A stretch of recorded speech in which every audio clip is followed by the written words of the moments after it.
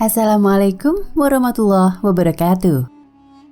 The Eye of Providence, atau yang lebih dikenal dengan simbol mata satu, telah menjadi salah satu simbol yang membuat para penyuka teori konspirasi tertarik untuk mengaitkannya dengan berbagai organisasi rahasia. Simbol ini begitu digemari karena dapat ditemukan secara terang-terangan pada logo-logo tertentu. Mulai dari gereja-gereja, bangunan masonik, hingga di bagian belakang uang $1 Amerika. Jika menolak semua dugaan konspirasi dan hanya menyisakan penelusuran historis, dari mana sebetulnya simbol itu bermula? Dilansir BBC International, The Eye of Providence merupakan simbol Kristen, setidaknya pada masa lampau. Dalam kepercayaan Kristen, segitiga merupakan simbol Tritunggal Kristen, Bapa, Putra, dan Roh Kudus. Contoh penggunaan awal dari simbol ini muncul pada karya religius pada periode Renaissance untuk mewakili penggambaran Tuhan. Simbol ini juga muncul pada pemujaan malam di Emmaus yang dilukis oleh Jacopo da Pontormo tahun 1525, baru diselesaikan pada sekitar tahun 1600-an. Tidak ada yang tahu siapa yang pertama kali menciptakan simbol tersebut. Namun yang pasti, penggambaran simbol mata satu memiliki dampak psikologis bagi yang mempercayainya. Simbol ini menyiratkan otoritas dan kewaspadaan yang penuh kesadaran untuk mengawasi berbagai hal.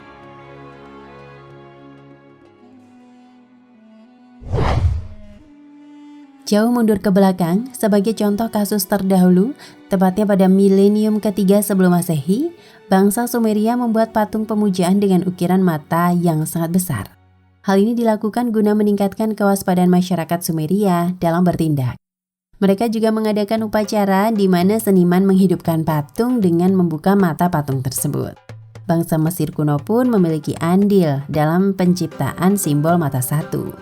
The Eye of Horus lah salah satu simbol yang terkenal dari peradaban ini.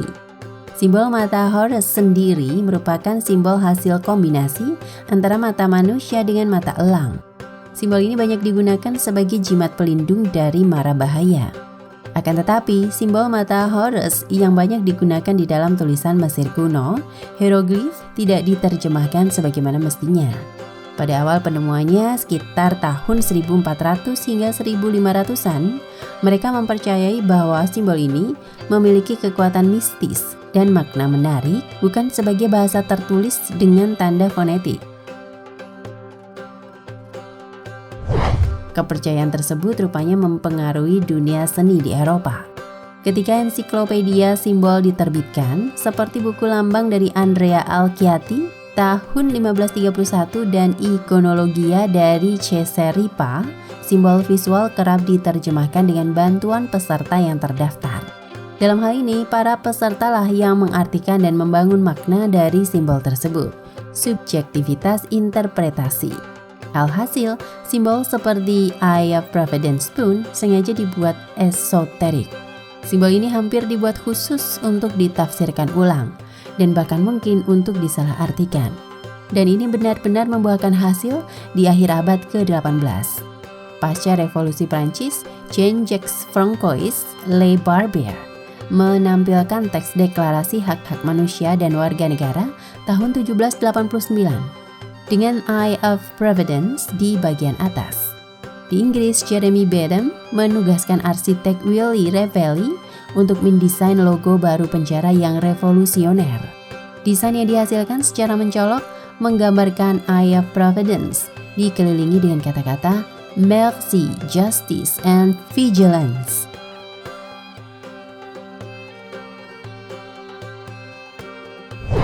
Beberapa tahun sebelumnya, pada tahun 1782, lambang negara Amerika Serikat diresmikan. Thomas Jefferson, Benjamin Franklin, dan John Adams telah mengusulkan ide untuk desain tersebut.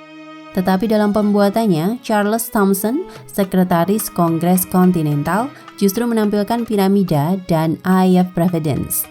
Piramida yang belum selesai dimaksudkan untuk melambangkan kekuatan dan durasi, dengan 13 tingkat untuk mewakili 13 negara bagian di Amerika Serikat. Penggunaan The Eye of Providence di Amerika Serikat, sebagaimana di Inggris dan Prancis, adalah simbol konvensional untuk pengawasan, bahwa Tuhan senantiasa simpatik atas bangsa yang masih muda ini. Sebenarnya tidak satu pun contoh kasus pada lampau yang melibatkan organisasi rahasia dengan pemilihan simbol mata satu.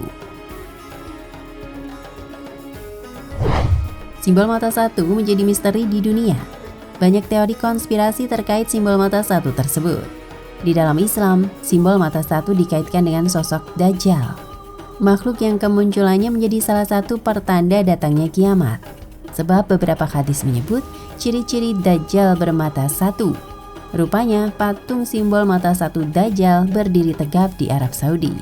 Keberadaan patung itu aman sentosa, tak ada yang mempermasalahkan atau memprotesnya. Padahal Arab Saudi merupakan negara yang menjalankan syariat dan hukum Islam. Sebuah hadikah atau taman kota yang ada di Arab Saudi ini sekilas tampak biasa saja. Namun jika kita melakukan penelusuran lebih dalam, penampakan berbagai bangunan dan patung pun nampak berdiri kokoh di sela-sela pepohonan hijau. Dari berbagai macam bangunan yang ada, salah satunya justru menarik perhatian. Dalam agama Islam, mata satu identik merupakan salah satu ciri-ciri dari Dajjal, musuh besar umat Islam di hari akhir. Dilansir dari laman NU, hadis riwayat Abdullah ibnu Umar radhiyallahu anhu menjelaskan, Rasulullah berdiri di depan para sahabat, maka Rasulullah memuji Allah yang memang ahlinya. Kemudian beliau menuturkan tentang Dajjal, kemudian berkata, Aku mengingatkanmu dan tidaklah setiap nabi kecuali mengingatkan kaumnya. Tetapi akan aku katakan kepadamu perkataan yang tidak pernah dikatakan oleh para nabi kepada kaumnya. Sesungguhnya Dajjal itu bermata satu dan sesungguhnya Allah tidak bermata satu. Hadis riwayat Bukhari dan Muslim. Sesungguhnya Dajjal adalah seorang laki-laki pendek, jarak antara kedua betisnya berjauhan, keriting, buta sebelah, mata yang terhapus tak terlalu menonjol, tidak pula terlalu dalam.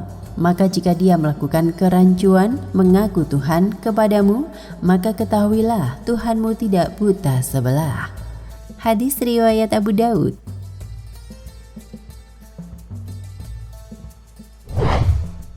Meski menjunjung tinggi hukum Islam, warga Arab Saudi seolah tak peduli dengan keberadaan patung tersebut. Tak pernah ada kritik tajam hingga demonstrasi dari warga yang menentang adanya patung mata satu Dajjal tersebut. Hal ini tak lain lantaran seluruh warga di Arab Saudi tak pernah mempersoalkan hal-hal demikian. Mereka disebut lebih memilih untuk fokus meningkatkan ibadah masing-masing daripada memberikan kritikan terhadap pemerintah atas hal tersebut. Hal ini seolah menjadi sebuah paradoks tersendiri bagi siapapun yang baru saja menyaksikan patung Dajjal. Sebab Arab Saudi diketahui menjadi salah satu negara bernafaskan Islam hingga menjadi kiblat bagi seluruh muslim di dunia. Wallahu a'lam bishawab.